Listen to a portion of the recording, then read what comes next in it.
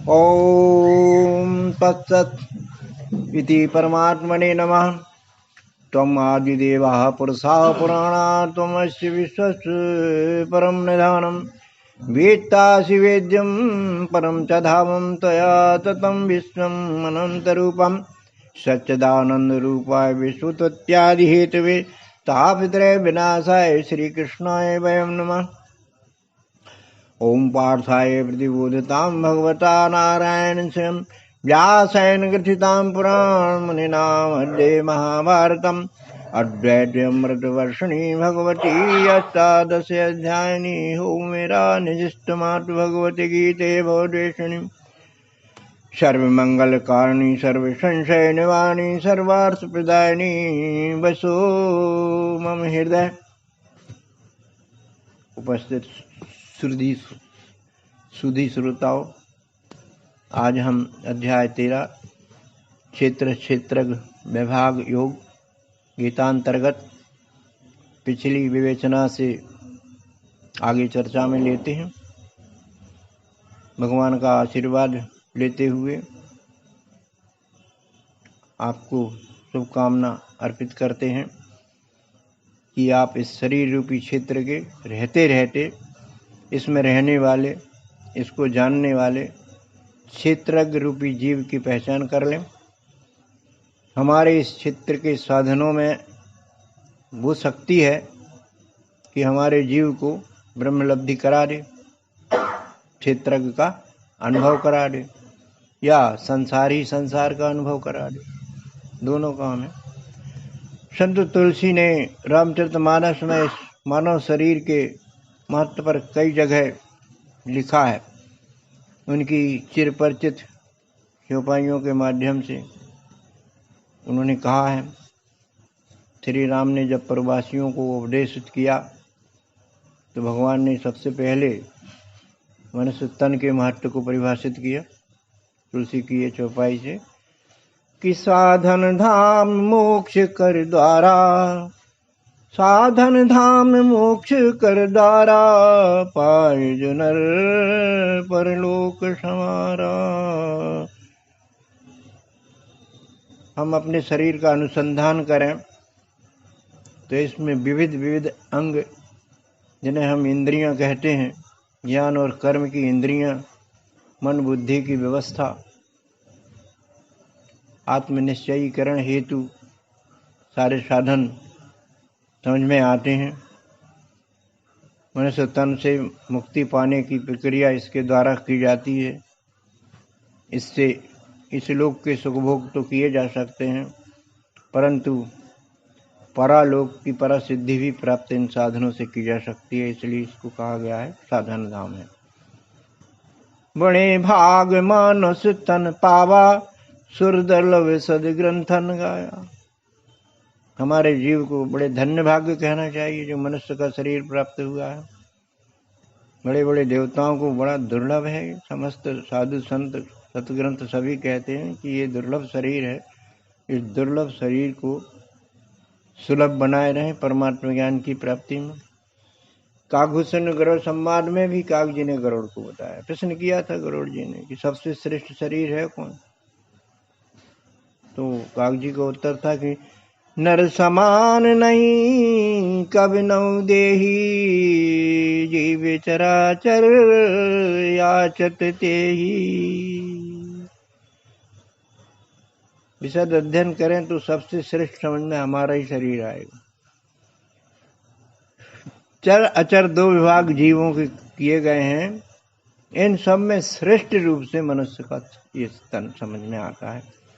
इससे क्या कर सकते हैं? दुधारी तलवार है शरीर को प्राप्त करना। कैसे कि नरक स्वर्ग अप वर्ग न सेनी, और ज्ञान विराग भगति शुभ देनी। चाहे तो नरक प्राप्त कर लें, विषम परिस्थितियां प्राप्त कर लें, या फिर सुलभ परिस्थितियां स्वर्ग रूप में प्राप्त कर लें, या दोनों को उपेक्षित करके अपवर्ग रूपी मोक्ष प्राप्त कर लें। इस शरीर में वो ताकत है। ज्ञान प्राप्त कर लें, वैराग्य प्राप्त कर लें, कल्याणदायिनी भगवान की भक्ति प्राप्त कर लें, जो चाहें सो प्राप्त कर लें। समस्त प्रकार के औजार इस यंत्र रूप में मनुष्य शरीर में कार्यरत हैं। बंधुओं, बड़े गौरव की बात है कि हमारे इस जीव को नर का शरीर मिला। इसलिए हमें इसका महत्व समझकर इसका उपयोग करना चाहिए।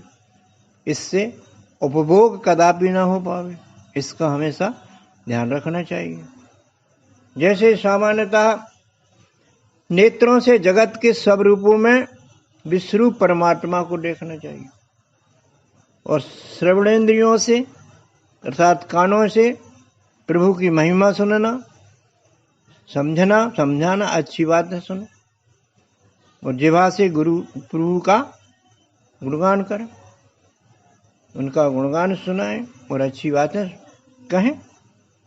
और बंधुओं, कर्मेंद्रियों से इस जगत के चराचर प्राणियों की सेवा करें, कभी इन्हें कष्ट न दें। कुल मिलाकर अपने सभी साधनों से विश्वरूप बने परमात्मा प्रकृति का दर्शन करना इस शरीर का उद्देश्य है।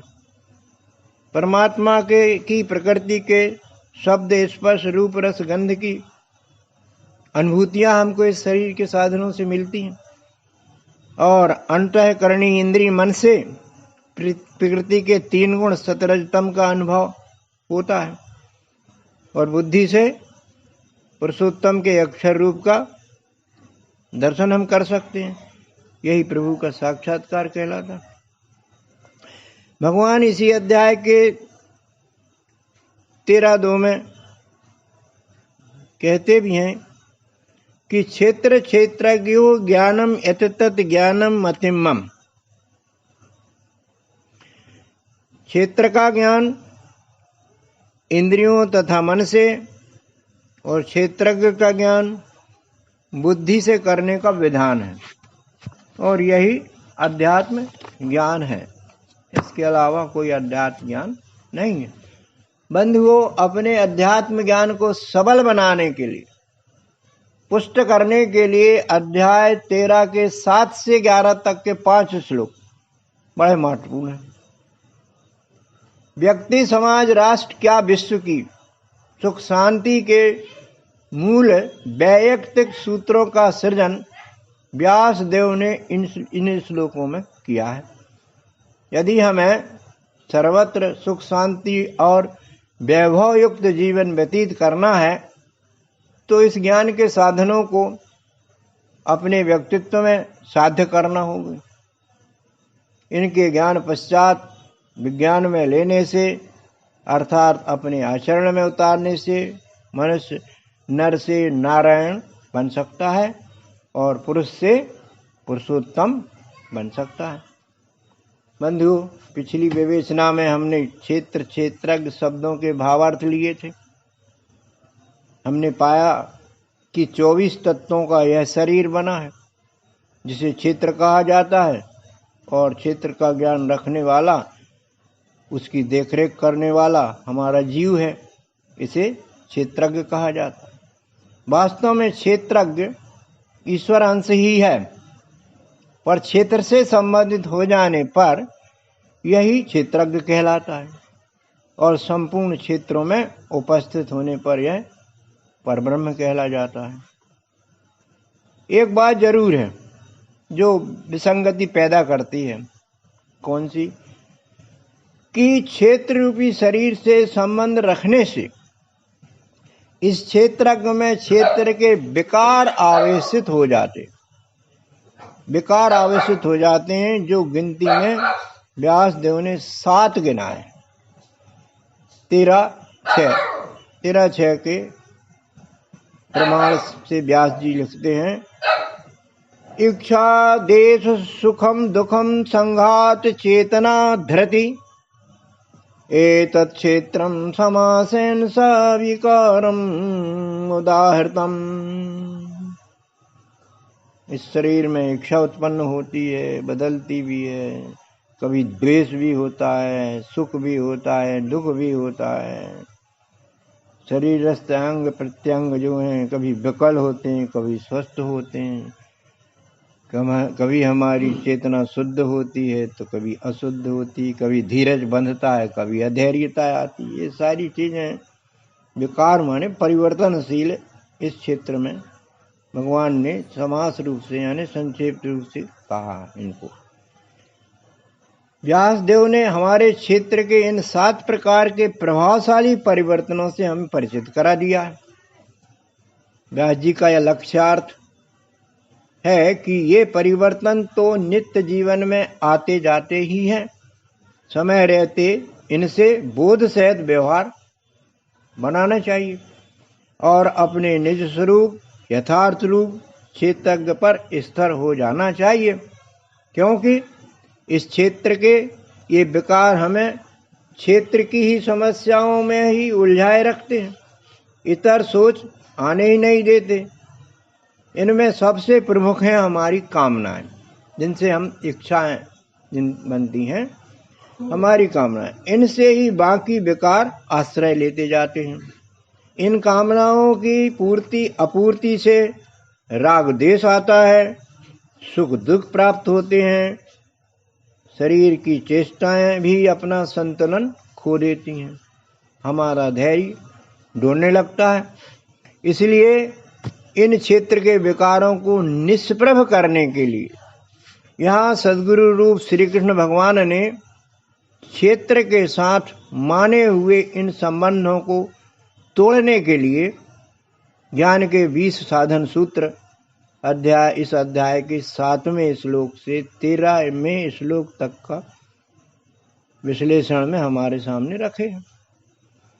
यहाँ एक महत्वपूर्ण बात है कि इन ज्ञान साधनों का अपने में परीक्षण हमें जरूर करना चाहिए, देखना चाहिए कि इन देवी संपत्ति रूप सद्गुणों का उत्कर्ष या अपकर्ष हमारे अंतःकरण में कितना हुआ है, कितना होना बाकी है, क्योंकि इनका उत्कर्ष मुक्ति में ले जाएगा और अपकर्ष बंधनों में ढकेल देगा।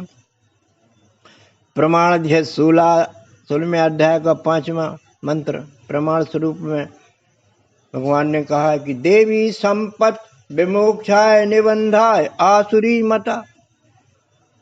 देवी संपदाएं, शुद्ध संपदाएं, जीवन रक्षक औषधि रूप संपदाएं हमें विशेष प्रकार से मुक्ति प्रदान करती, झंझट प्रूफ बनाती हैं, और इनकी ठीक विपरीत संपदाएं समाज में हमको बंधन में पहुंचा देती हैं।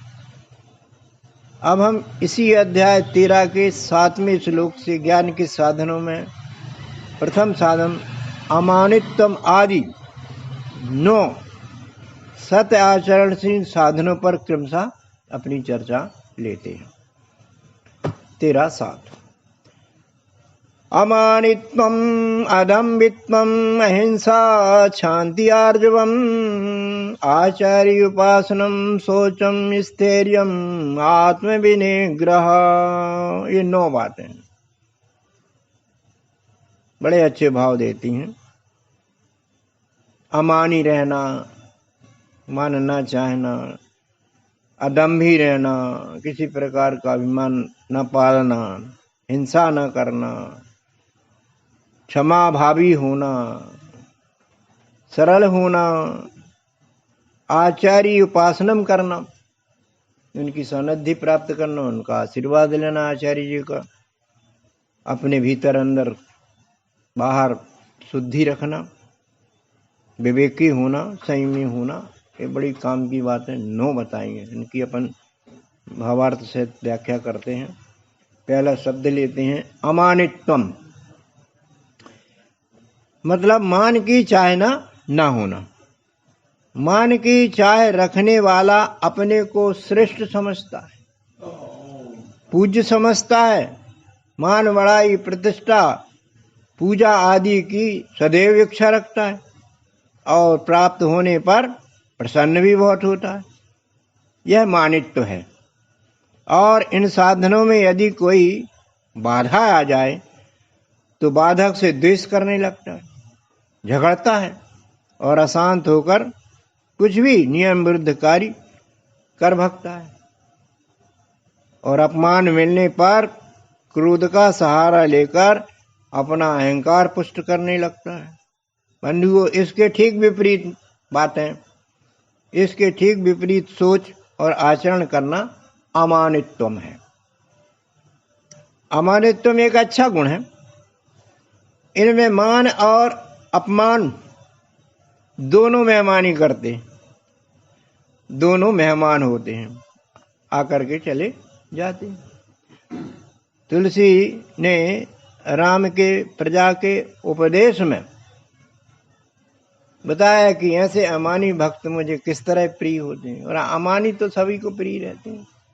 जिसमें नम्रता है, शिष्टाचार है, उसका सभी लोग सम्मान करते हैं। और ये चीजें नहीं है तो वो सम्मान के पात्र नहीं माना जाता। तो भगवान ने कहा कि ऐसे सम्माननीय भक्त मुझे प्यारे हैं। कौन? कि कोमल चित दीनन पर दाया, मन क्रम बचन मम भगति अमाया। दयालु हूँ, विनम्र हूँ, सब पर दया करें, मन में, वचन में, कर्म में मेरी निष्काम भक्ति करें। तु समहिमान प्रदयापि अमानी, भरत प्राण समते मम प्राणी। सबको मान देने में खुद को अमानी तो रखना ही पड़ता। सेवक बनकर के ही तो मान दिया जा सकता है, सेवा की जा सकती है। मान चाहने वाला तो एक तो सेवक नहीं बन सकता। तो सेवा भाव रहेगा, अमानी भाव रहेगा। और जो मान करेगा, भगवान कहते हैं मुझे भरत के भाई के समान, भरत भाई के समान प्राण प्रिय है। तो सबको ऐसे लोग प्रिय रहते भी हैं। दूसरा शब्द लेते हैं हम आदम्भित्वम। इसे समझने के लिए दम्भित्व को पहले समझते हैं। मान बढ़ाई के लिए प्रयत्न करते रहना, धन आदि लोभ से किसी को ठगने के लिए पाखंड रचना, माने बहरूपिया बनना, अपने को नकली धर्मात्मा, ज्ञानी महात्मा विख्यात करना आदि ढोंग दम्भित्वम के अंतर्गत आते हैं। इन सब के अभाव का नाम आदम्भित्वम है। जैसा है वैसा ही दिखना, यथार्थ बोलना, वैसा ही करना, और झूठ कमट बेईमानी की सजावट बिल्कुल भी ना करना अदम्भित्वम है। दम्भित्व को सजाने में बंधुओं काफी परिश्रम तो लगता ही लगता है, और पोल खुल जाने का खतरा सदैव बना रहता है। इसलिए हमें आदम्भित्वम बनने का अभ्यास करना चाहिए। तीसरा शब्द आया इस श्लोक में अहिंसा का भाव। अहिंसा, बुरा सोचना भी एक अहिंसा है। बोलना तो है ही है और करना तो और ज्यादा है। दूसरों की निंदा करना, दूसरों को मानसिक दुख देना, शारीरिक कष्ट देना और अपने को भी देना, ये भी हिंसा है। विरोधी भाव और क्रियाएं भी हिंसा के अंतर्गत आती हैं। इनके विपरीत भाव और क्रियाएं अहिंसात्मक क्रियाएं हैं, अहिंसा के अंदर आती हैं। महर्षि पतंजलि ने तो यहाँ तक कहा कि अहिंसक के पास रहने वाले हिंसक प्राणी तक में परस्पर स्वाभाविक वैर भाव भी नहीं रहता। पौराणिक भगवान सदाशिव के दरबार में हम देखें, सर्प और मूषक एक साथ रहते हैं, बैल और बाघ, सभी विरोधी स्वभावी प्राणी समभाव में रहते हैं। भगवान शिव जी की अहिंसा वृत्ति के कारण उनके आसपास के क्षेत्र में भी अहिंसात्मक आवेश पहुंच जाता है। इस प्रकार से बंधुओं, हमें मन वचन कर्म से हिंसात्मक नहीं होना चाहिए, अहिंसा का स्वभाव बना लेना चाहिए। ये सद्गुण के अंतर्गत बहुत अच्छा गुण है। चौथा श्लोक का शब्द है शांति आर्जवम। इस पर हम भावार्थ लेते हैं। शांति यानी क्षमा भाव। दंड का सामर्थ्य होते हुए भी अपराधी को क्षमा करना महान तपस्या है, बड़ा त्याग है और बड़ा धीरज का प्रतीक है। इसके साथ आर्जवम शब्द लिखा है। आर्जवम माने होता है सरलता। सबसे सरल कार्य है दूसरों की निंदा करना और सबसे कठिन कार्य है सरल बनना। सरल व्यक्ति के पास सद्गुण जल्दी ठहरती है। मनसा वाचा कर्मणा, भीतर बाहर से एक सा सीधा सच्चा व्यवहार करना ही सरलता है। सरल व्यक्ति के व्यवहार में दाव पेच, झूठ, कपट, पाखंड, बेईमानी, भ्रष्टाचार आदि दुर्गुण आ भी नहीं सकते और आ भी गए तो ठहर नहीं सकते। ऐसा ये शांति आर्जवम का, इन सद्गुणों का सद प्रभाव है। श्लोक में 6वां शब्द आया आचार्य उपासनम करना। विद्या या सदुपदेश देने वाले गुरु का नाम आचार्य है। इनको प्रामाणिक गुरु भी कहते हैं। इनके अनुकूल श्रद्धा भक्ति से निर्दिष्ट आचरण करना गुरु सेवा या आचार्य उपासना कहलाती। तो बिना गुरु ज्ञान के होए, ज्ञान के होए विराग, बिना गुरु के तो कुछ होता नहीं है। पहले उसकी शरण में जाना पड़ता है, श्री गुरु के पदों की वंदना करनी पड़ती है, तब जाकर के हमें ज्ञान का उपदेश मिलता है। तो अध्यात्म बिना गुरु के अधूरा ही समझ लो। इसके 7वां जो लक्षण इस श्लोक का है शौचम शब्द आया है। बिना शौच के पवित्रता नहीं आती है। इसका अर्थ होता है अशुद्धि रहित उपचार करना, शौच कहलाता है। 2 प्रकार का होता है, एक बाहर का, एक भीतर का। शुद्ध द्रव्य से उपार्जित अन्न खाना आहार की शुद्धि है और जल, साबुन, मिट्टी आदि पदार्थों से शरीर की बाहरी शुद्धि और योग्य बर्ताव से आचरण की शुद्धि होती है। बंधुओं, राग, देश, छल, कपट, बेईमानी, भ्रष्टाचार, काम, क्रोध आदि विजाती भावों से रहित अंतःकरण भीतर की शुद्धि कहलाता है। इस तरह शरीर माने तन, मन और बाहर का धन और व्यवहार आदि की शुद्धि रखना योग मार्गी के लिए आवश्यक शर्त कही गई है। अन्यथा की स्थिति में अयोग्य तो हम हैं ही। 8वां शब्द श्लोक का एस्थेरियम, स्थिरता, चंचलत्व वृत्ति का ना होना। मन बुद्धि की स्थिरता रखना ही एस्थेरियम है। इस सद्गुण के कारण व्यक्ति बड़े बड़े दुख व कष्टों में भी विचलित नहीं होता। काम, क्रोध आदि के समय भी अपने धर्म से, अपने कर्तव्य से विचलित न होना स्थैर्यम का प्रतीक है। बंधुओं, समदर्शी में यह गुण होता है क्योंकि वो सहनशील भी होता है। 9वां शब्द आता है आत्मनिग्रह, आत्मविनिग्रह माने बाहर भीतर की शुद्धि रखते हुए अपने को बाहर भीतर से संयमित रखना आत्मशुद्धि है। इंद्रियां मन के अधीन काम करें और मन बुद्धि के अधीन काम करे और बुद्धि आत्मा का अनुगमन करे। एक प्रकार से ये व्यवस्था बनती जाए तो हमारी निर्विषयम स्थिति आ सकती है, जो कि आत्म विनिग्रह स्थिति का परिणाम होती है। अर्थात सब प्रकार का संयम करना आत्म विनिग्रह के अंतर्गत आता है। कहा भी गया है कि विषय संगो बंधाय मुक्त्यै निर्विषमना। अर्थ इसका यह है कि विषयों के साथ बंधन और विषयों से उदासीन में मुक्ति पथ मिलता है। विषयों के अतिरिक्त सेवन से जीव शरीर भाव में फंसा रहता है और निर्विषम माने औषधिवत इंद्रिय भोग लेने से जीव मुक्ति की ओर चल पड़ता है। मन में ये दोनों बातें आती हैं। इस प्रकार से ये जो 9 साधन हैं, इन साधनों का हम आत्म में विश्लेषण करें और इनको अपने में प्रतिष्ठा देने की कृपा करें।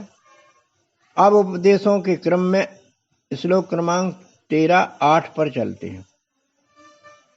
ये कौन कौन से गुण साधन बताते हैं। 13-8 इंद्रियार्थेषु वैराग्यम अहंकार एवं च जन्म मृत्यु जरा व्याधि दुख दोषानुदर्शनम।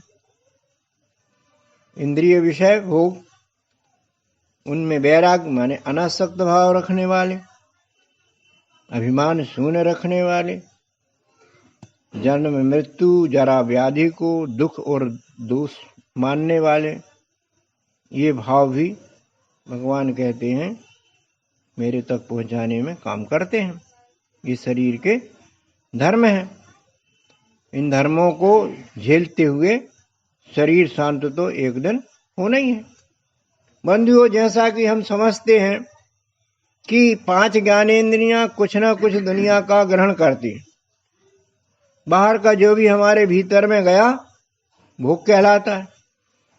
आंखों से रूप का भोग करते हैं, कानों से शब्द भोग करते हैं और नासिका से गंध का भोग करते हैं, जिह्वा से स्थूल भोजन का स्वाद भोग करते हैं और हमारी त्वचा से हम ठंडा गरम, कड़ा नरम, सुखद दुखद स्पर्श का भोग करते हैं। इनसे ये व्यवहार सहज से होता रहता है, पर हम अपने मन से इनके व्यवहार में गड़बड़ी कर देते हैं। इसलिए सदगुरु भगवान के श्री कृष्ण कहते हैं अर्जुन शिष्य से कि इनसे ग्रहण किए जाने वाले भोग असंतुलित ना हो पावे, क्योंकि शरीर रक्षण और स्वास्थ्य के लिए इनका उपयोग तो किया जा सकता है, पर इनका उपभोग भूलकर भी ना किया जाए। उपयोग माने उचित और उपभोग माने अनुचित, क्योंकि परमात्म योग प्राप्ति में ये सबसे बड़ी बाधा है। अध्याय 5 का 22वां श्लोक प्रमाण दे रहा है इस बात का कि ये ही संस्पर्शजा भोगा दुख येन एवते आद्यंतवंता कौनते न ते रमते बुधाय। ये जो स्पर्शजन्य भोग हैं, आँख के, कान के, नाक के, जिह्वा के, त्वचा के, ये अधिक लेने से दुख रूप भासते हैं। उचित लेने से समझदार लोग उचित लेते हैं और इनका आद्यंत बनता, आदि होता है तो अंत भी हो जाता है। मिलते हैं तो बिछोड़ भी कर देते हैं, चले भी जाते हैं। इसलिए जो समझदार ज्ञानी विज्ञानी हैं वो इन भोगों में रमण नहीं करते हैं, क्योंकि उनका आत्म रमण करने का पीरियड रहता है। तो बंधुओं, इस श्लोक में आया अनहंकार शब्द जो है, अनहंकार माने अहम भाव रहित व्यवहार सेवा को अहंकार कहते हैं। अहम माने मैं और केवल मैं, दूसरा कोई नहीं, कुछ नहीं। ये भाव विचार मेरे शरीर, मेरी ताकत, मेरी बुद्धि, धन, पद, जन, बल आदि के कारण मन में पैदा होते हैं। इनका मूल स्रोत मोह होता है। तुलसीदास जी ने कहा कि मोह सदा व्याधन कर मूला, ताते उपजे पुनि भव सूला। क्योंकि मोह जीव को जन्म मृत्यु रूप व्याधि में डालता है। मोह ही एक ऐसी बात है। राम भक्त हनुमान रावण की सभा में रावण को उपदेशित करते हैं, समझाते हैं। सुन रावण, मोह मूल बहुसूल प्रद त्यागहु तम अभिमान, भजहु राम रघुनायक कृपा सिंधु भगवान। ये जो अभिमान है ना तेरा, ये सब अभिमान जो है मोह का मूल है। इससे हमारे जो बहुसूल प्रद कष्टप्रद वातावरण बन रहा है। इसीलिए भगवान राम तेरे पास आए हैं, इनसे मित्रता कर ले, और कृपा सिंधु भगवान है, तुझे पार भी लगा देंगे। अर्थात इन अभिमानी बलों के होते हुए भी इनको भगवान का दिया हुआ समझना चाहिए, उपहार स्वरूप समझना चाहिए और विश्व सेवा में लगाना चाहिए। इससे उत्तम योग साध्य किया जा सकता है और अहंकार विलोपन भी किया जा सकता है। इसलिए कबीर साहब सलाह देते हैं कि तन से सेवा कीजिए, मन से भलो विचार, और धन से इस संसार में कीजिए परोपकार। ये शरीर दिया हुआ है हाथ काम करने के लिए, लेने देने के लिए, और पैर गमन आगमन करने के लिए। तो इनसे सबकी सेवा करने में काम लेना चाहिए।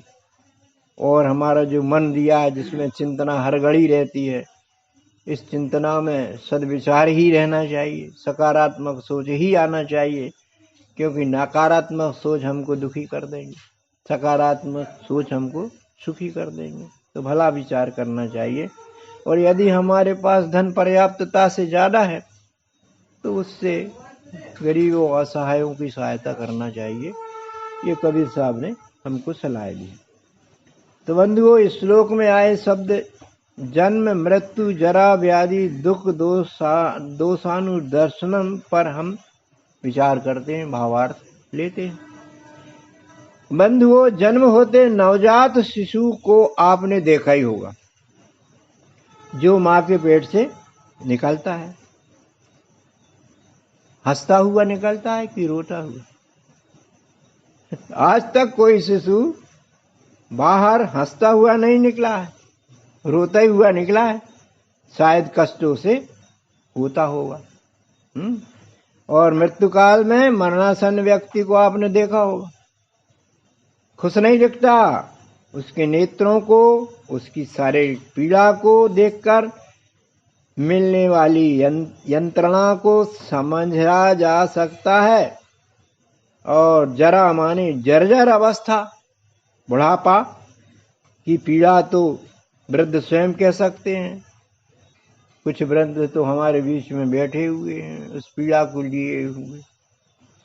इस दुखमय बुढ़ापे का चित्रण किसी दार्शनिक ने बड़ा अच्छा किया है। एक पद्यांश में कहा है कि यदि वृद्ध काले मृता भार्या बंधु हस्त गते धनम, यदि वृद्धावस्था में हमारी जीवन संगनी का निधन हो जाए तो हमारा जो पारिवारिक सुखद वातावरण है वो अपूर्ण हो जाता है। और बंधु हस्त गते धनम, और भाइयों ने, रिश्तेदारों ने हमारे धन को किसी तरह से हड़प लिया हो, तो पत्नी से भी गए और धन से भी गए। अब बचा क्या? भोजनम पर पीड़नम, और भोजन के लिए दूसरों पर आश्रित हो गए। तो ये जो बातें हैं, त्रया पुंसा विडम्बना, ये बड़ी परेशानियों की बातें हैं। और जिस भी पुरुष के, बुद्ध के जीवन में यदि ये दुर्भाग्य से आ गई तो आप सोच ही सकते हैं। अर्थात शक्तिहीन वृद्धावस्था कष्टमय तो होती है। हाँ, इज्जतदार बुढ़ापा भी कुछ कुछ लोगों का होता है। ये हम कह सकते हैं कि पूर्व जन्म कृत कर्म भी इसमें संस्कारित रूप से हो सकते हैं। इज्जतदार बुढ़ापे भी रहते हैं, लेकिन ऐसी विसंगति वाले वृद्ध भी हमारी समाज में हर जगह मिल जाएंगे। तो बंधुओं, जन्म मृत्यु व वृद्धत्व स्वयंभू गति से होते हैं और प्रकृति चक्र में ये होते हैं। इन्हें हम देख भी रहे हैं। किसी कवि की समझ देखिए, क्या कहता है कि कोई आज गया, कोई कल गया, कोई आज गया, कोई कल गया, कोई जावन हार तैयार खड़ा, कोई जावन हार तैयार खड़ा।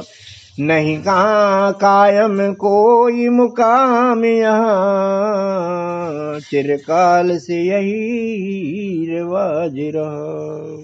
वेटिंग लिस्ट में भी रहते हैं, लिस्ट बनी रहती है, इसको कब जाना है, इसका कब पीरियड खत्म होता है, कौन फल भोग कब खत्म हो रहा है, उसके बाद में एक के बाद एक नंबर लगा ही रहता है। ये बड़ी सत्य बात है। इसलिए बंधुओं, जन्म मृत्यु के बीच में जो समय है वही समय हमारे हाथ में है। जीवन जीना इस अवधि में ही होता है और जीवन भी इसी को कहते हैं।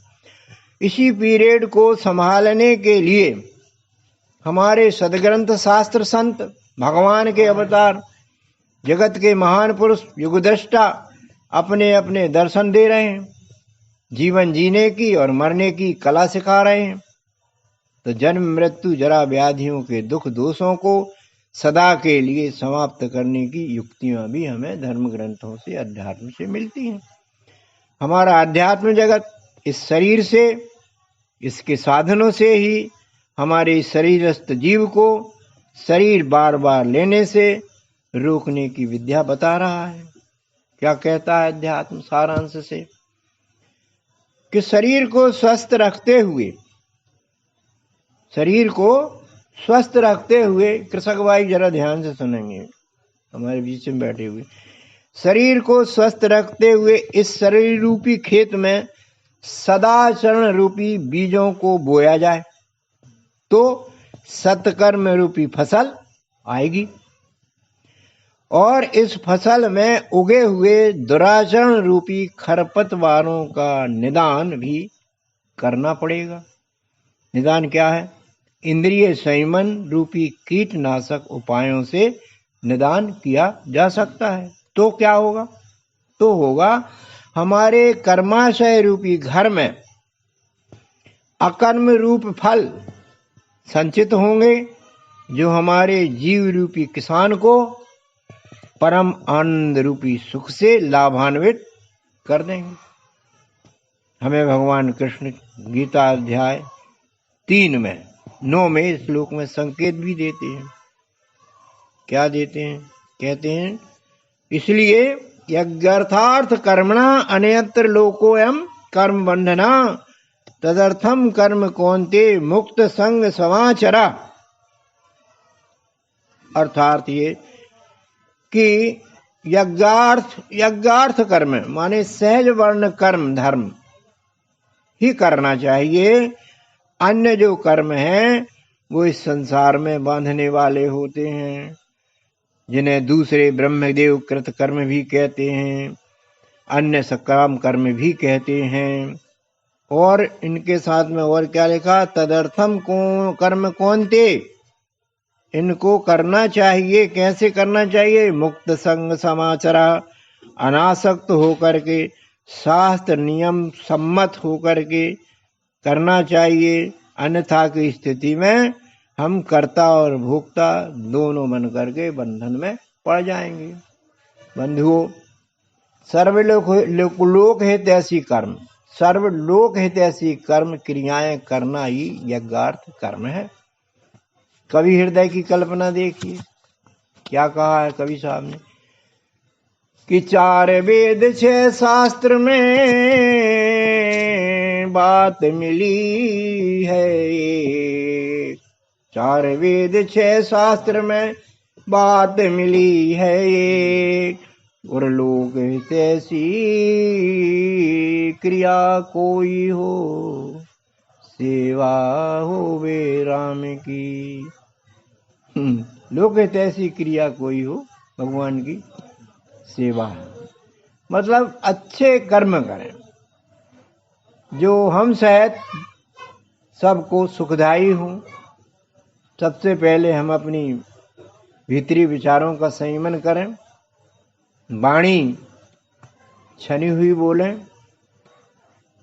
कर्म शुद्ध होंगे, आचरण शुद्ध होगा, लोक उपकार अच्छा सदेगा। स्वस्थ रहेंगे हम भी और सुखी रहेंगे और सबको करेंगे। आज हम इन्हीं मंगल भावों के साथ में इस अध्याय के विशेष श्लोकों का समापन करते हैं। सब कोई बोलेंगे सद्गुरु भगवान की, विश्वरूप परमात्मा की, सनातन धर्म की। ओम।